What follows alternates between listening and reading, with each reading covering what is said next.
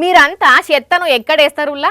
ఇంట్లో పొద్దుందాక ఊకిన చెత్తను డస్ట్బిన్ లేసి తెల్లారంగానే ఆటో ఇంటి ముంగటికి వస్తే తీసుకుపోయి దాంట్లో వేస్తారు.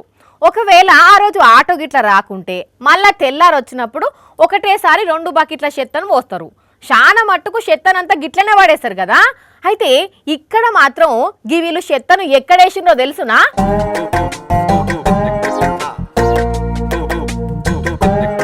ఓర్ని అవ్వ ఇదెక్కడి కథ. చెత్తను తీసుకుపోయి ఏ చెత్త ఆటోలనో ఏ డంపింగ్ యార్డ్లనో పోస్తారనుకుంటే తీసుకుపోయి పెద్ద ఆఫీసులో అన్ని రూమ్లో పోసిండ్రు. ఒక్కొక్కరు మస్తు గరం మీద బకెట్లు బస్తాలు డబ్బాలతో తెచ్చి కంపు కొట్టే చెత్తనంతా వేసిర్రు. అసలు వీళ్ళంతా ఎవరు ఎక్కడుంటారనంటే వీళ్ళంతా మైబాద్ జిల్లాలో ఉండే పబ్లిక్. చాలా రోజుల నుంచి చెత్తను ఎవ్వరు తీసుకుపోకుండేసరికి కోపం మీద ఈ పని చేసిర్రట. ఇక అటెంగా ముచ్చట అన్న చెప్తాడు ఈయనుండ్రి.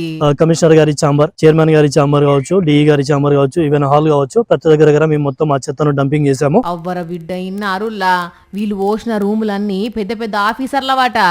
మరి ఆఖరికి వాళ్ళేం చెప్పిండ్రు, మీరేమన్నారు? ఇంతకు చెత్త తీస్తామన్నారా తీయమన్నారే? మళ్ళీ మాకు ఇలాంటి ఇబ్బంది గనక ఖచ్చితంగా వాళ్ళు మళ్ళీ ఇదే చేస్తే ఖచ్చితంగా మేము మున్సిపాలిటీలో ప్రతిరోజు చెత్తను తీసుకొచ్చి అక్కడే వాళ్ళ ఛాంబర్స్ లో వేయడం జరుగుతుంది. వాయమ్మో మంచిగా క్లారిటీ మీదనే ఉన్నారే అన్నో. అర్థమైందా అనుల్లా? మళ్ళా గాంక చెత్త తీయకుంటారట దినం ఇంట్లుండే చెత్తనంతా తీసుకొచ్చి ఇట్లనే వేస్తారట. మరి ఎన్ని రోజుల నుంచి విసిగిపోయినరో గాని మున్సిపల్ ఆఫీస్కు చెత్తను తెచ్చేయడమే గమ్మత్తుకున్నది పోన్రి.